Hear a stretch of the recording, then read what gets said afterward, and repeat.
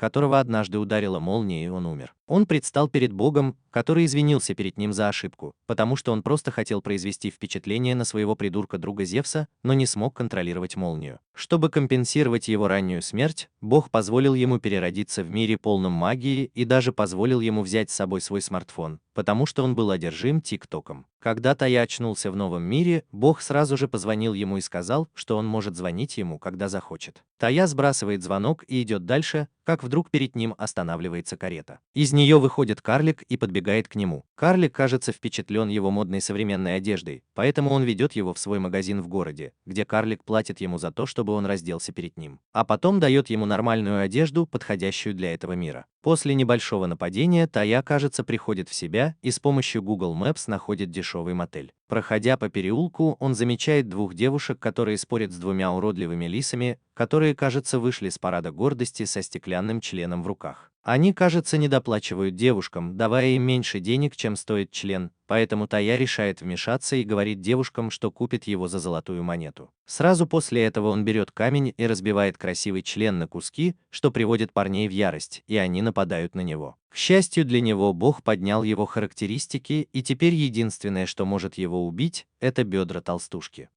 Первый парень пытается его ударить, но у него обостренные чувства, и он легко уклоняется и бьет его локтем, пока девушки разбираются со вторым парнем. Потом он подходит к девушкам и дает им золотую монету за сломанный член, а девушки представляются как Элс и Лин, близняшки, которые работают в этом городе. Он спрашивает, знают ли они, где он может остановиться, и девушки отводят его в ближайший мотель. Добравшись до мотеля, он сразу же очаровывает администратора, чем вызывает ревность у близняшек. За чаем Элс говорит Тайо, что они могут пойти в гильдию искателей приключений завтра, и они все отправляются спать. На следующий день Тая и девушки идут в гильдию, где Тая понимает, что ничего не может прочитать. Лин называет его безграмотным ублюдком, а Элс получает задание убить нескольких волков в лесу. После регистрации они получают меч для Тои и отправляются в лес, где их окружают волки. Волк пытается напасть на Элс, но она бьет его кулаком. Тая использует свой меч, чтобы разрубить волка пополам, а Лин решает поджарить его на костре с помощью магии огня, что удивляет Тою. Собрав волчьи рога, они возвращаются в гильдию и продают их за деньги.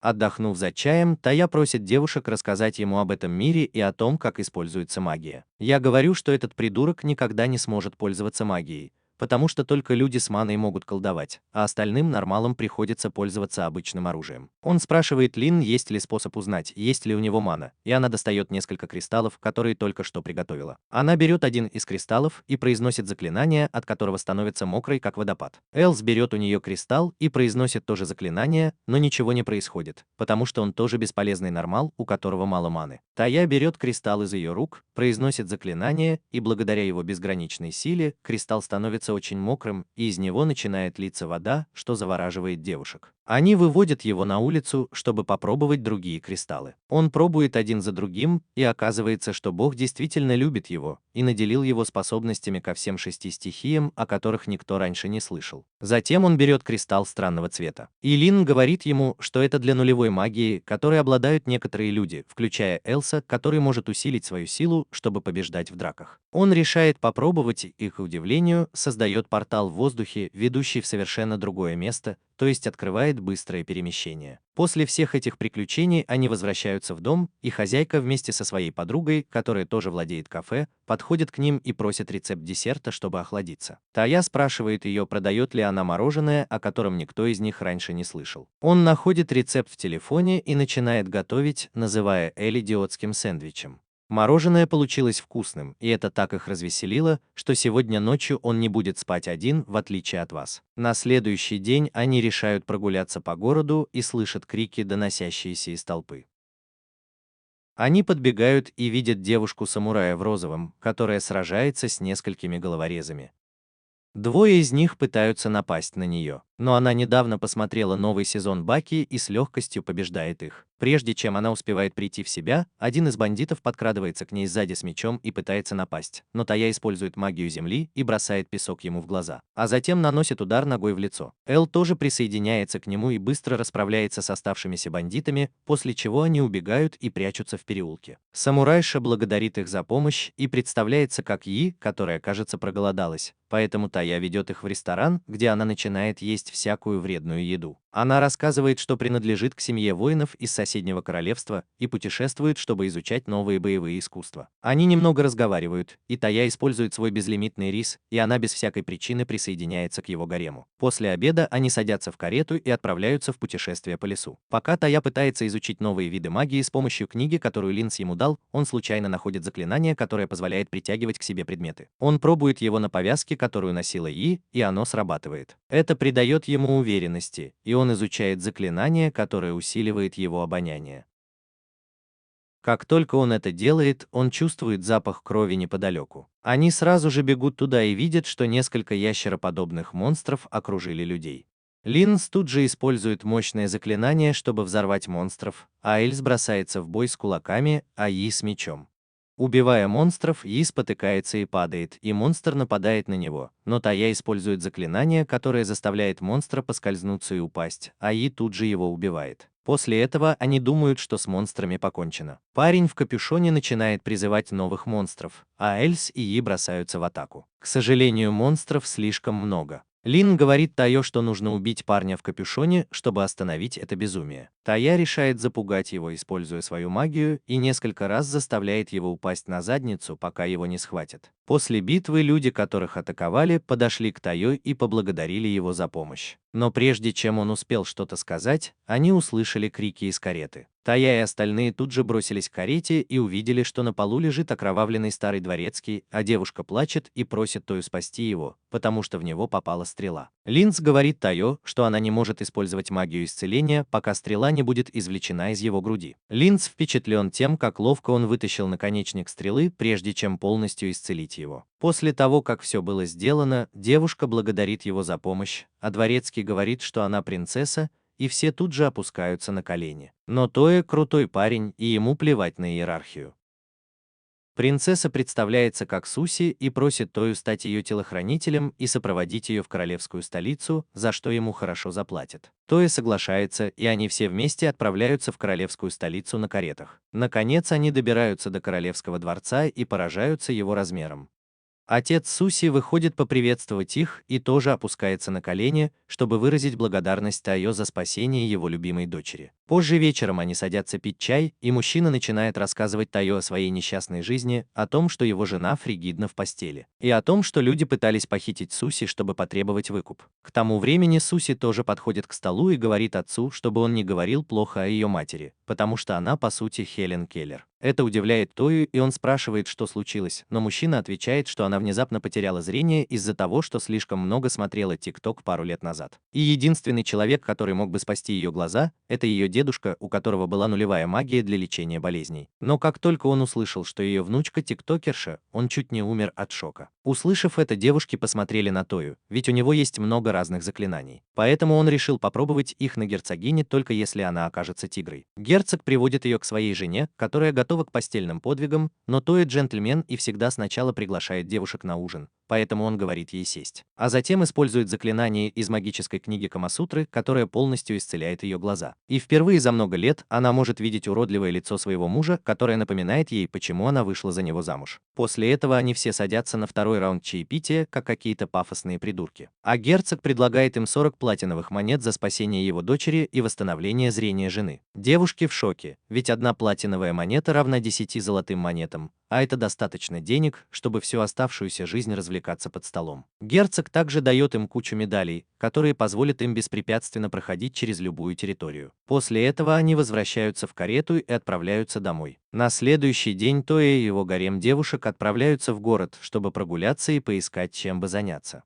Прогуливаясь по городу, Тоя замечает, что здесь полно извращенцев Фури. Он смотрит на Элс и спрашивает ее о них. Она отвечает, что в этом мире фури считаются милыми, а не жуткими. Тая находит это очень интересным и начинает осматриваться, когда замечает на улице грустную девушку в меховой накидке. Он подходит к ней, надеясь добавить ее в свой гарем, но девушка сразу же настороженно реагирует и спрашивает, что ему нужно. Она говорит, что потерялась и не хочет принимать помощь Тои, потому что не доверяет ему.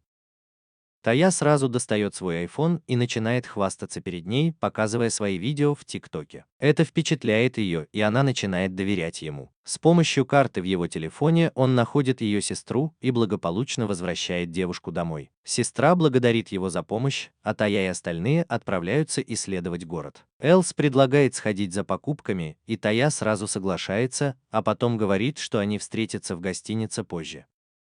К вечеру все возвращаются в гостиницу, а Тая все еще не пришел.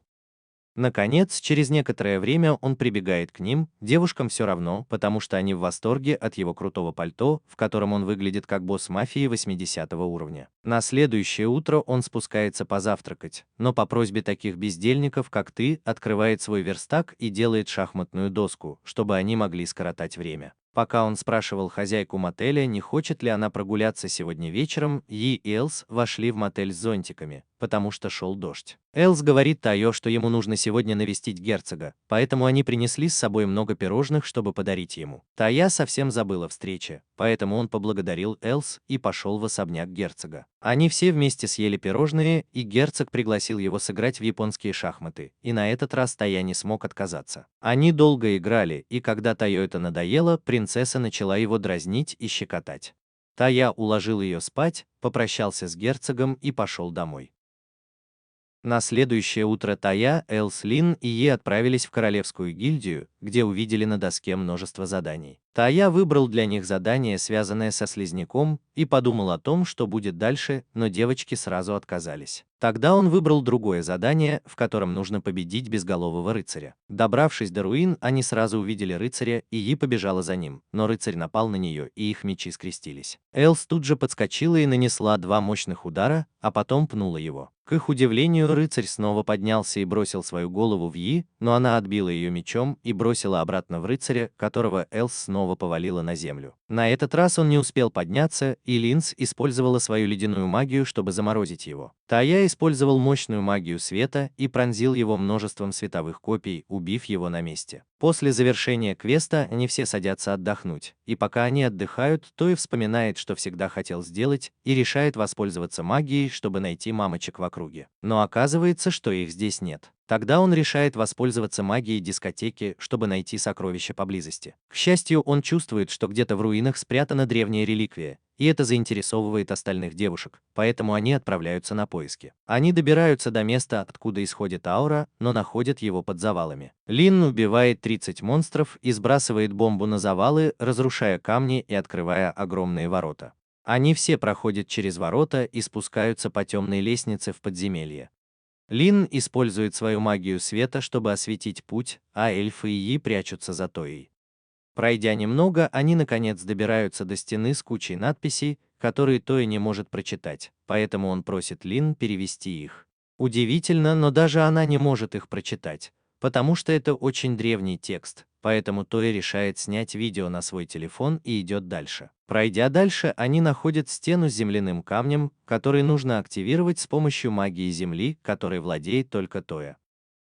Все отходят, а Тоя использует свою магию земли, и после сильного грохота дверь загорается и, наконец, открывается. Они все заходят внутрь, чтобы найти странную окаменелость, и когда Тоя стирает с нее пыль, он видит под ней стекло с красным ядром. Внезапно светящийся шар, который был в воздухе, начинает тускнеть, а красное ядро становится ярче. Через секунду в полной темноте окаменелость начинает светиться и превращается в существо, похожее на насекомое, издавая громкий звук, от которого все закрывают уши. Понимая, что подземелье вот-вот рухнет, Тоя создает червоточину, через которую они все выбираются наружу, прежде чем существо превращается в червеобразное чудовище и взрывается. На несколько мгновений они думают, что они в безопасности, но вдруг земля начинает начинает трястись, и происходит мощный взрыв, из которого появляется существо и тут же нападает на Тою, который едва успевает увернуться. Лин быстро использует свою огненную магию, чтобы создать стрелы и выстрелить в существо. Но оно просто поглощает огненную энергию и использует ее в качестве пищи. И злится, что оно такое толстое, и из-за своей фобии нападает на него мечом, который едва царапает твердую оболочку, а ее отбрасывает назад. Элс решает показать, какая она крутая девчонка, и нападает на существо, но отступает, когда существо превращается в вертолет. Тоя понимает, что эти парази бесполезны, поэтому использует свою магию скольжения, чтобы существо поскользнулось. Алин использует свою ледяную магию, чтобы вызвать айсберг, который потопил Титаник, и бросает его на монстра. После этого Эл бежит обратно к существу, чтобы отомстить, и пинает лед, чтобы сломать ему все ноги. Они все начинают праздновать, но насекомое говорит психическая ведьма и вытягивает одну из своих лап, чтобы ударить Эль в плечо. Оно снова пытается напасть на нее, но она уворачивается и убегает, прячась за камнем. Тоя быстро следует за ней и использует свою исцеляющую магию, а ей снова пытается атаковать насекомое, но безуспешно. В то время как Лин со своими стальными шарами снова использует свой титанический ледяной шар на чудовище. К их ужасу монстр оказывается невероятно сильным и снова поднимается на ноги. Но на этот раз Тоя внезапно вспоминает, что он главный герой, и использует свою мощную подачу, чтобы выхватить ядро насекомого, а затем бросает мяч Эл, который любит забивать голы. Монстр тут же перестает двигаться и исчезает в квантовом мире.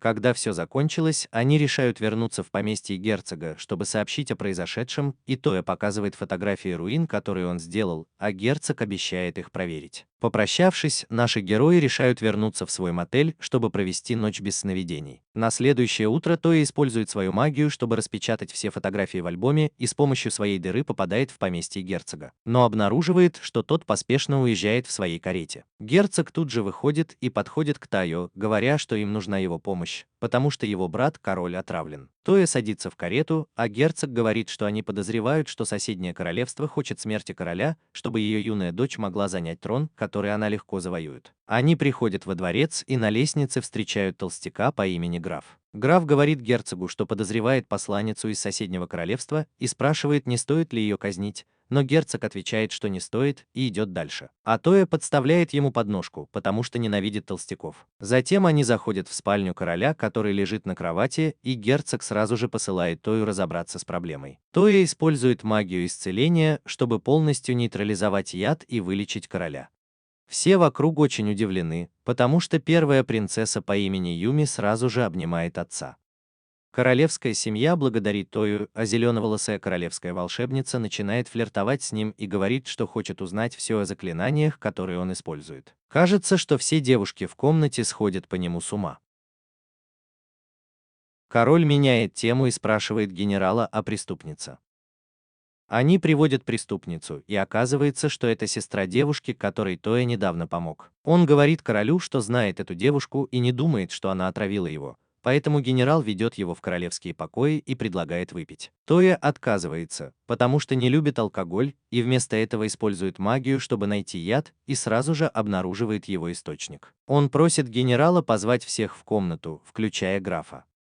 Через некоторое время все собираются в комнате, и Тоя наливает вина генералу, который спокойно его выпивает. Это значит, что вино не было отравлено, поэтому он наливает немного вина в бокал короля и предлагает его толстяку, который отказывается пить. Но генерал силой открывает ему рот и заставляет его выпить. Толстяк тут же обделывается, думая, что выпил вино из отравленного бокала. Но Тая говорит ему, что не стоит волноваться, потому что он убрал яд из бокала. Все смотрят на него. Он объясняет, что толстяк подсыпал яд только в бокал короля, чтобы получить больше власти, а Ольга Пушистая тут ни при чем. Королева и Юми, кажется, начинают потеть от своих жарких мыслей о Тайо, пока толстяк пытается сбежать. Но Тая просто использует свою магию, чтобы тот упал, и принцесса достигает нирваны. После этого все садятся пить чай, и пока Тая разговаривает с королем, Юми внезапно встает и объявляет, что она приняла решение и хочет выйти замуж за Тою, потому что ей нравятся парни, которые не обращают на нее внимания. Все, включая Тою, шокированы, но семья короля празднует ее решение и говорит о вечеринках, а Тая, как настоящий мачо, отвергает ее предложение. Король говорит Тайо, что у принцессы есть волшебный глаз, и она может видеть особые способности человека. Тогда Тая понимает, почему она весь день смотрела на его штаны, и говорит, что сможет жениться на ней только через 2 года, когда он наиграется с другими женщинами, подмигивая королеве. После этого он идет отдохнуть, но ему звонит Бог и говорит, что эти шлюхи не заслуживают доверия. Бог поздравляет его с помолвкой и дает очень важный совет. Говорит, что эти шлюхи не заслуживают доверия. После этого он кладет трубку и ложится спать. На следующий день он возвращается в мотель вместе с Юми и шокирует остальных девушек, которые уже не знают, как поделить Тою между собой. Юми заявляет, что с этого момента она будет жить с Тоей и тоже зарегистрируется в гильдии. В тот же день они все идут в лес, потому что Юми хотела проверить свои навыки. Они решили взять задание по охоте на обезьян, так как Тоя подумал, что это будет несложно. Через некоторое время Юми решает использовать магию призыва, и из магического круга тут же появляются несколько парней и бегут в лес искать обезьян. Пока все хвалят Юми за ее магию, вдруг раздается громкий шум, и из кустов выбегают огромные гориллы и начинают гоняться за собаками. Юми тут же демонстрирует свои навыки, убивая одну из обезьян выстрелом в голову, а Yi добивает ее. Линц использует свою магию огненного шторма, чтобы поджарить обезьян, а Юми убивает еще одну. Наконец, Эльс решает вступить в бой и убивает гориллу одним ударом, а Линц и Юми используют магию молнии огненные стрелы, чтобы убить оставшихся двух горилл, завершая бой. Все они кажутся довольны Юми, и каким-то образом ей удается одновременно крутить роман с таким количеством девушек. Вернувшись в мотель, Юми начинает учить Тою магии призыва. И уже с первой попытки у него получается вызвать огромного черного зверя, который превращается перед ним в гигантского белого тигра. Юми в шоке, потому что это один из самых редких зверей, но Тая кладет руку на лоб тигра, и тот буквально вырубается. После этого тигр превращается в маленькую ведьмочку и становится питомцем Тои, которую он называет Кахаку. Тая просит тигра уменьшиться, потому что он не может ходить с ним по улице, и тигр тут же превращается в милого котенка. На следующий день Тая и компания решают отправиться на задание по исследованию замка, который раньше был исследовательской базой для слаймов, и кажется, только Тая рад этому. Когда они добираются до замка, Тая заходит первым, и ему на голову падает огромная чаша, в которой оказывается слайм. Они проходят в библиотеку, где находят книгу, в которой еще есть информация о слаймах. Они забирают книгу и идут дальше по замку. Вдруг они замечают кучу зеленых слаймов, которые известны тем, что едят одежду. Девушки сразу пугаются, но Тая, к их удивлению, не боится, когда на них попадает немного слизи, и не дает Лин использовать на них огненную магию.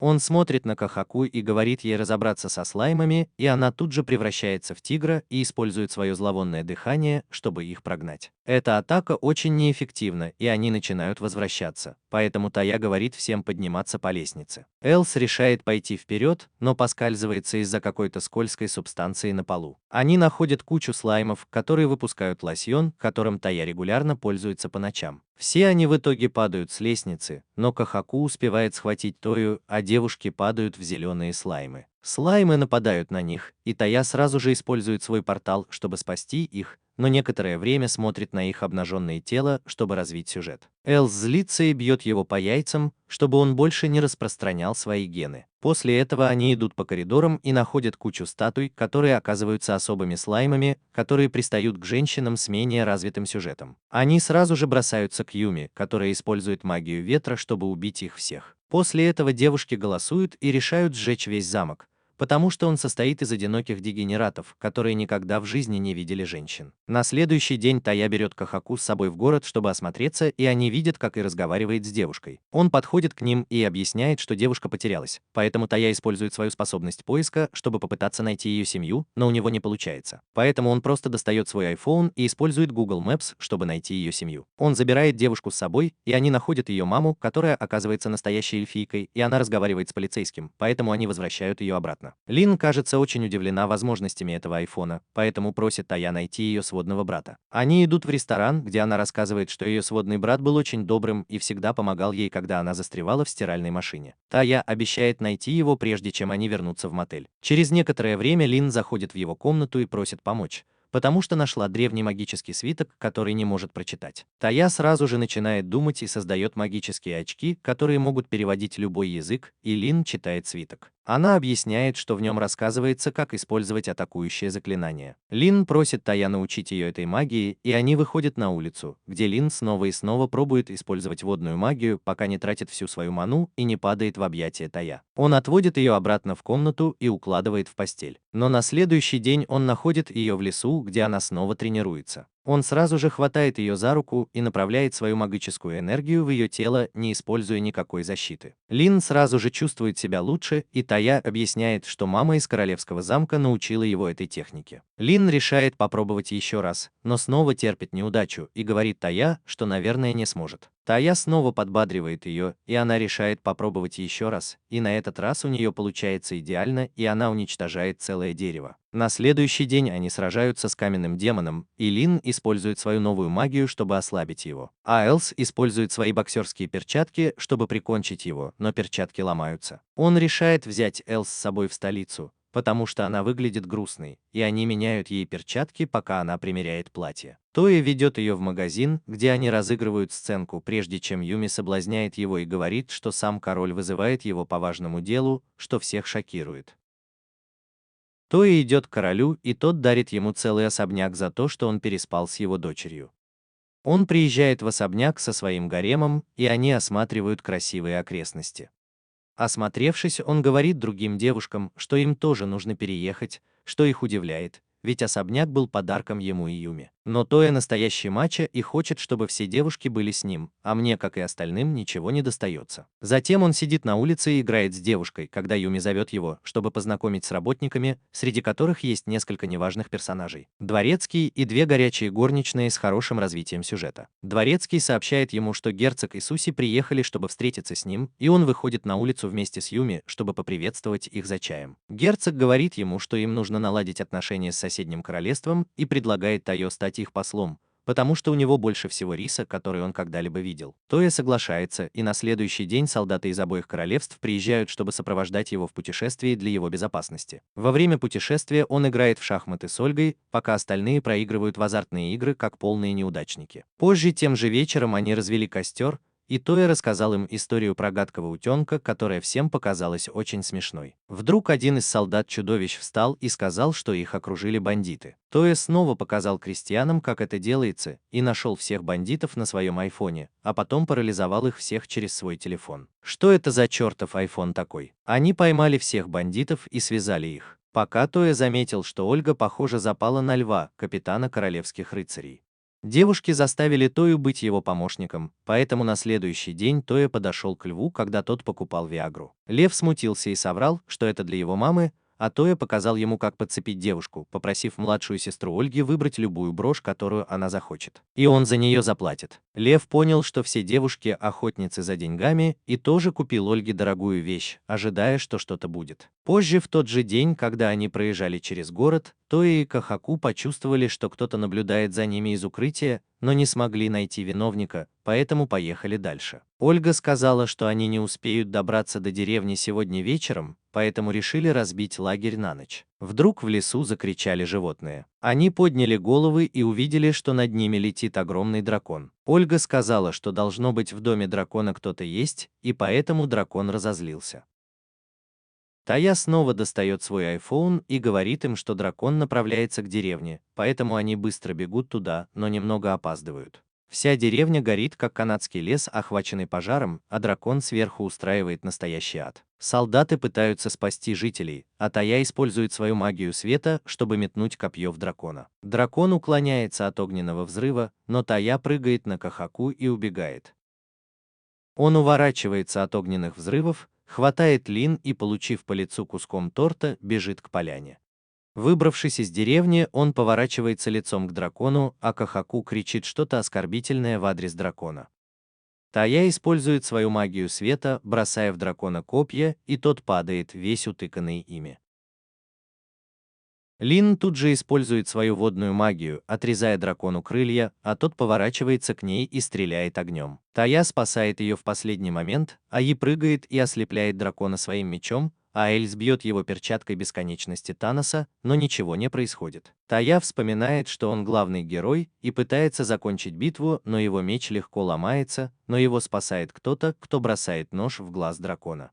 Дракон приходит в ярость и начинает все сжигать, но Тая говорит то же самое и с тобой и сжигает его. А Лин создает линзу, и он использует магию света, чтобы сжечь дракона, который падает и умирает. Внезапно появляется огромный красный дракон и извиняется за проблемы, которые устроил черный дракон. Белый тигр не верит в то, что черный может быть хорошим, но Тая затыкает ему рот и принимает извинения, а красный дракон улетает обратно в свой дом. После всего, что произошло, они помогли восстановить деревню, вылечили раненых и утром уснули. После отличного сна Тая и его спутники готовы снова отправиться в путь. Но перед тем, как покинуть деревню, к нему подходит старейшина и благодарит за помощь, а также дарит ему клык дракона в знак признательности. Они также дают ему маленький нож, который нашли в глазу дракона, и это напоминает ему о том происшествии. Попрощавшись, они садятся в повозку, и Тая спрашивает Кахаку, был ли кто-нибудь еще там прошлой ночью. Она отвечает, что в джунглях были две загадочные фигуры, которые бросили нож в дракона. Тая решает пока не думать об этом, и они наконец добираются до королевства, чей дворец похож на Тадж-Махал. Они кланяются королю, который благодарит их за спасение деревни и победу над драконом. Юми представляется королю, который, кажется, рад видеть принцессу в своем дворце. Она передает ему документы об их союзе, и он берет их, прежде чем сказать, что они могут наслаждаться пребыванием во дворце. Перед тем, как отпустить их, король спрашивает Тою, победил ли он дракона, и вызывает его на дуэль. Они идут на арену, где министр извиняется перед ним, объясняя, что королю нужна хорошая взбучка, и только Тая может это сделать. Сам король кажется совсем не в себе, когда готовится к бою и начинается поединок. Как только прозвенел звонок, Тая применил свою магию и заставил короля упасть, а затем приставил меч к его горлу, победив в поединке. Он начал уходить, но король заплакал как девчонка и сказал ему не использовать магию. Начался второй раунд, и король бросился в атаку, но Тая заблокировал удар, но король оказался сильнее и оттолкнул его. Тая быстро атаковал, но король исчез и попытался ударить его сзади, но Тая увернулся. Тогда он решил использовать заклинание ускорения и появился позади короля, что его шокировало, и вскоре они оба начали использовать заклинание скорости для боя. Король снова оказался в преимуществе, но Тая снова исчез, и в следующий раз, когда они столкнулись, он смог быстрее достать меч и выиграть раунд. Позже тем же вечером устроили грандиозный праздник, и все пришли в национальных костюмах. Все девушки в гареме Тои были одеты в индийские наряды, что возбудило его, и он быстро сфотографировал их на телефон. Король тоже захотел, поэтому попросил распечатать фотографию и отдать ему, чтобы он мог смотреть на нее по ночам и не чувствовать себя одиноким. Тая сел в тихом углу с телефоном, чтобы немного расслабиться, и вдруг мимо прошел плюшевый мишка и поманил его за собой. Они вошли в комнату, где было много мебели, и Мишка сел на колени королю, который сидел в кресле.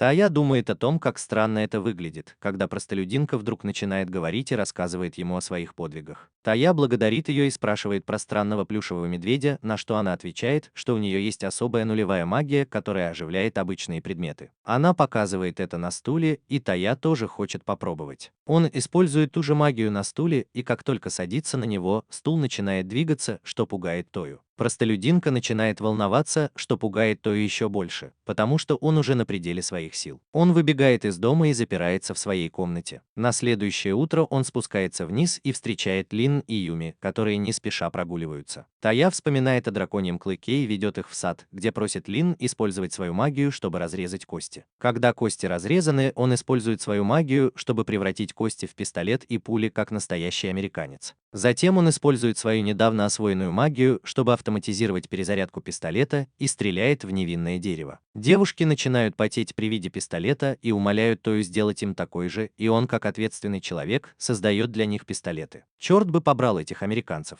Затем он использует еще немного магии, чтобы превратить свой пистолет в меч, и, наконец, решает, что на сегодня хватит, и идет с девушками в город пообедать. Возвращаясь вечером домой, он чувствует, что за ним кто-то наблюдает. Поэтому приказывает Кахаку защищать девушек и, используя свою магию скорости, оказывается позади преследователей, которые используют светошумовую гранату и убегают. Его ультрасовременный iPhone следует за ними, и он легко догоняет их, прежде чем выстрелить в них резиновыми пулями. Он связывает их и пытается снять маски, но тут же понимает, что это очень горячие горничные, которые извиняются за то, что преследовали его, но объясняют, что им приказал король следить за Юми. Услышав это, он отпускает их и возвращается во дворец. На следующий день он использует магию портала, чтобы соединить два королевства, и король приезжает в столицу, чтобы встретиться с королем зверей и укрепить их союз. Тойер возвращается через портал в свой особняк вместе со своей свитой и падает в кровать в полуобморочном состоянии. На следующее утро Тойер решает немного отдохнуть и начинает делать велосипеды, как раз когда приходит герцог. Кажется, ему это интересно, и Тойер разрешает ему прокатиться, но он тут же падает. Он делает еще несколько велосипедов для девушек, и они все пытаются научиться кататься как можно быстрее, чтобы впечатлить Тою. Они соревнуются за любовь Тои, и в итоге побеждает герцог. Но когда они все выбиваются из сил, герцог просит сделать еще один маленький велосипед для суши. Тоя соглашается и идет в город за материалами, но в переулке слышит какой-то шум. Он идет на голос и видит двух мужчин с ножами, которые пристают к девушке в рваной одежде. Тоя говорит им, чтобы они проваливали, и когда они не уходят, он сразу же стреляет в них, чтобы Америка снова стала великой. Он говорит девушке, чтобы она забыла, что видела, но она начинает идти за ним, поэтому он покупает ей еды, и они начинают разговаривать. Она рассказывает ему, что она бездомная, ее мама умерла, а отец ушел за молоком пару лет назад. Тоя так сочувствует девушке, что забирает ее в свой особняк и делает одной из своих служанок под присмотром Лейма Дворецкого. На следующий день он отправляется в королевство Зверятник по просьбе Суси вместе с Юми, где они встречают сестру Оливии, Арму. Кажется, она рада их видеть, когда они замечают Оливию и Льва, идущих по улице.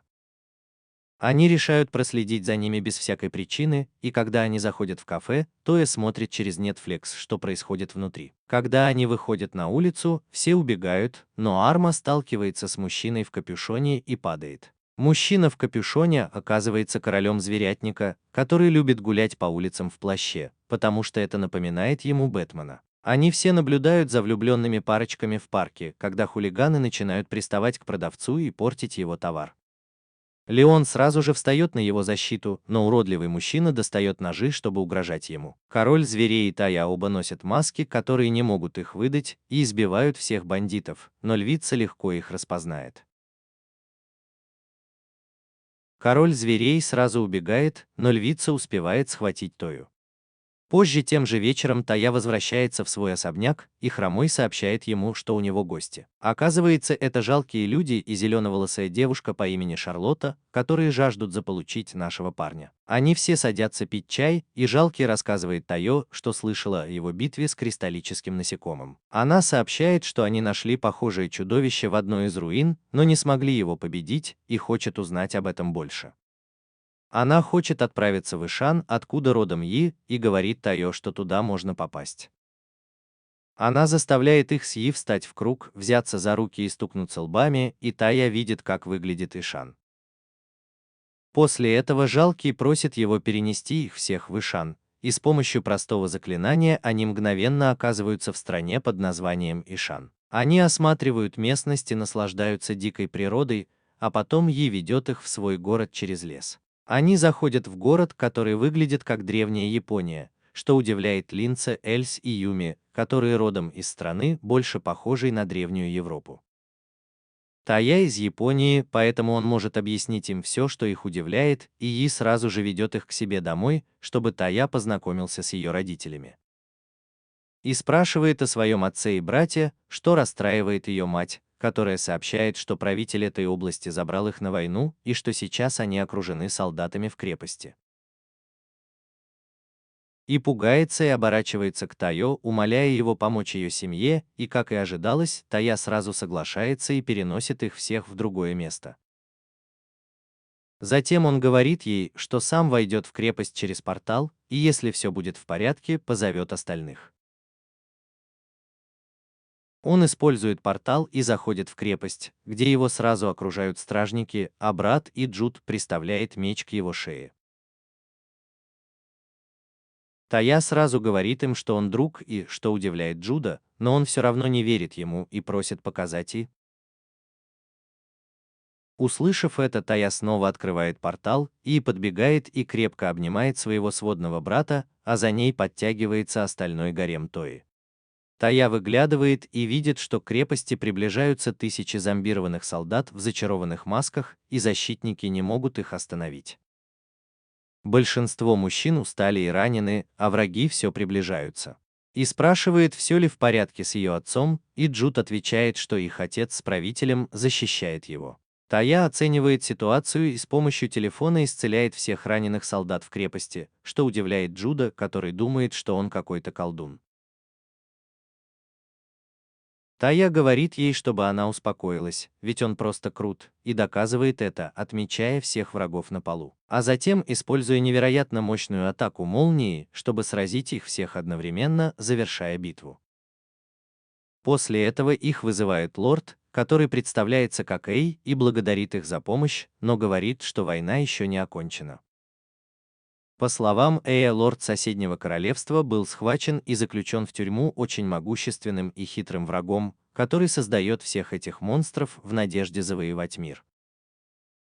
Прежде чем они успевают что-то сказать, сверху спускается женщина-ниндзя с каким-то важным сообщением. Она представляется как Цуки, которая находится под командованием бывшего лорда соседнего королевства.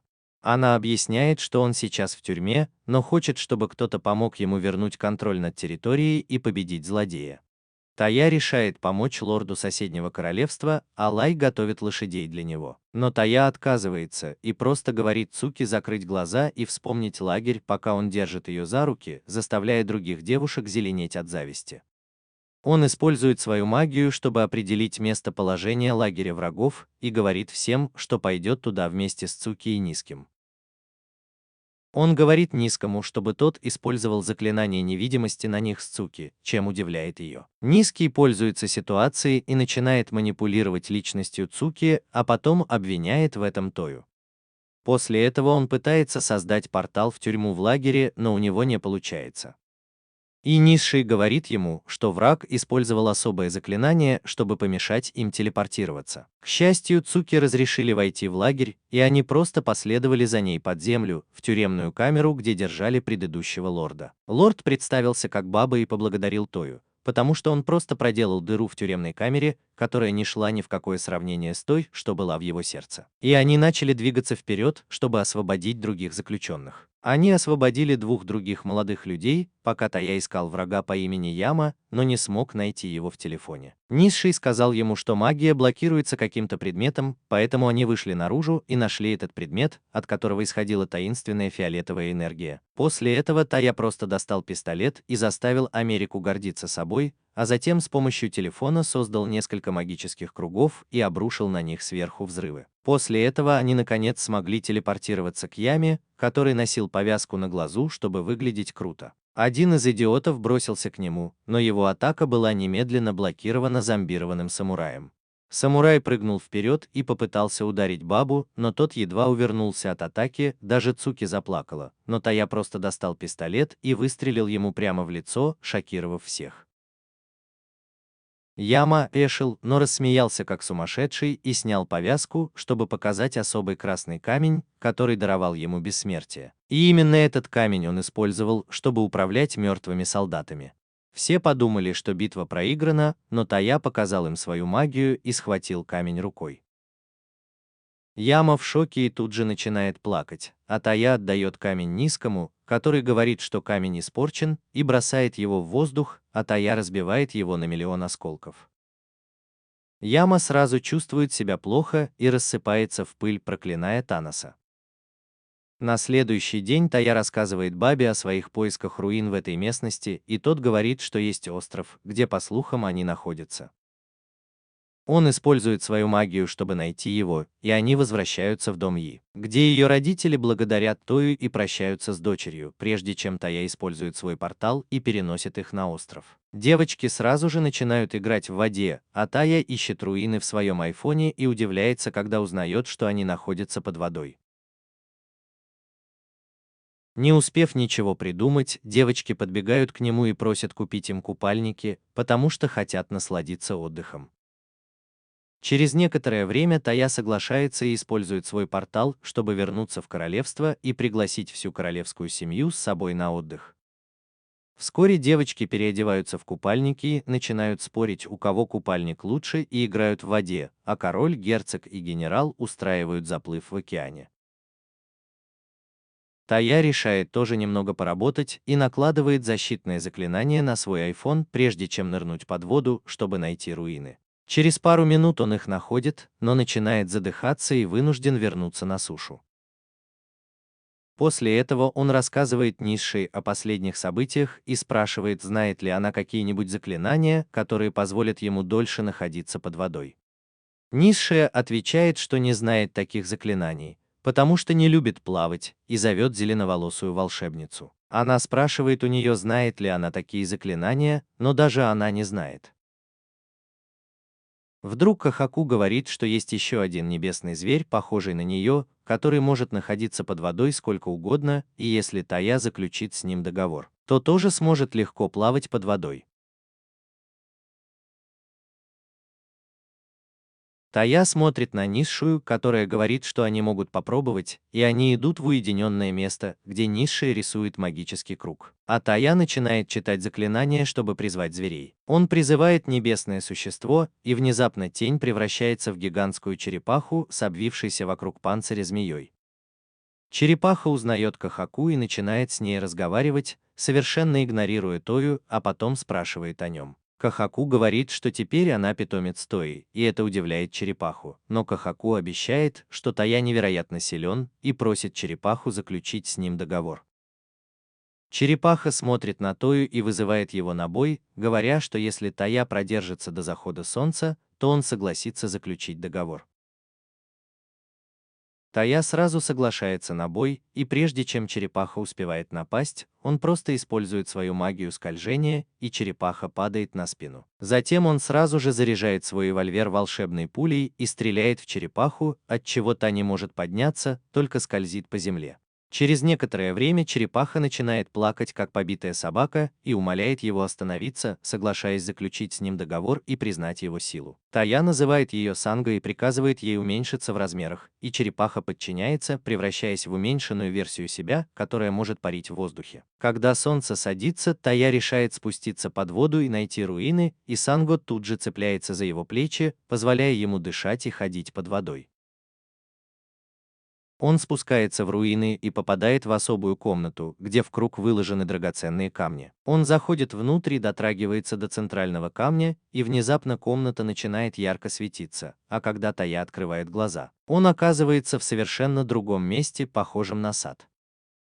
Прежде чем он успевает что-то понять, к нему подходит зеленоволосая девушка и представляется как Франциска, защитница этого сада.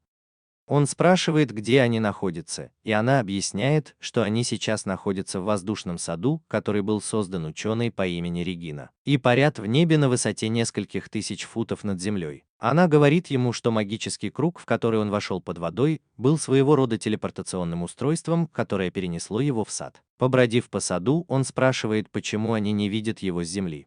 Но она отвечает, что сад всегда невидим для всех, пока они не войдут внутрь Реджины. Она была очень параноидальной женщиной и создала кучу защитных устройств. И даже создала ее как наполовину робота, наполовину человека-волшебника в качестве защитника. Она смотрит на Тою и говорит ему, что считает его подходящим кандидатом на должность владельца сада, и спрашивает, согласится ли он. Он совершенно ошеломлен этим предложением, поскольку ничего не знает о том, что происходит. Она объясняет, что только человек, который может использовать все виды магии стихий, может телепортироваться через магический круг. И сама создательница сада использовала его только один раз 5000 лет назад. Теперь, когда она нашла подходящую кандидатуру, она говорит Тайо, что отныне будет ее служанкой. Вернувшись на пляж, девочки начинают беспокоиться о Тайо, так как прошло много времени с тех пор, как он заходил внутрь. Но их беспокойство рассеивается, когда Тойо появляется через портал и приносит с собой все они находятся на борту воздушного сада. Простой человек сразу распознает в этих технологиях артефакты, принадлежащие исчезнувшей цивилизации, которая была технологически очень развита. Он знакомит всех с Франческой, которая лжет, что Тойо хочет жениться на ней, что вызывает ревность у остальных девочек, и они злятся на него. Однако Юми контролирует ситуацию и выводит девочек на прогулку, где она говорит, что готова разделить с ними Тою и хочет их всех, чтобы выйти за него замуж. Тем временем скромница еще немного допрашивает Франческу и спрашивает, есть ли поблизости какое-нибудь магическое оружие или сокровище,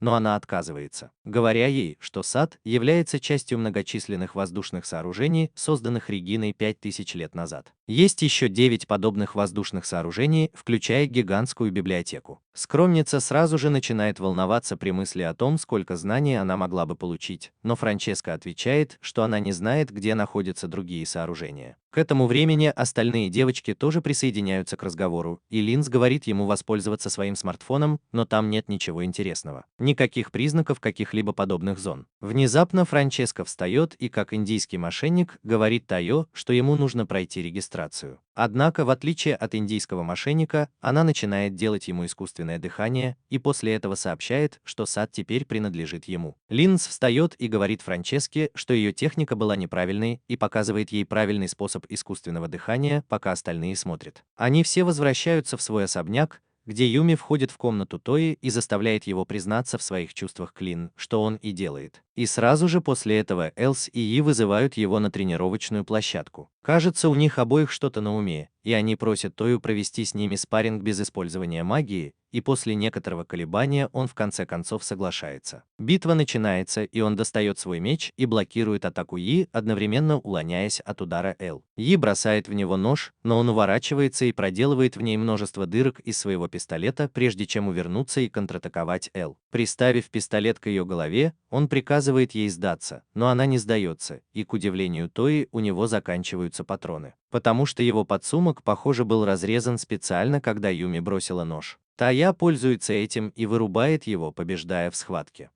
Когда он приходит в себя, перед ним стоят все 4 девушки, и Юми говорит, что они решили выйти за него замуж и посмотреть на силу его волшебной палочки.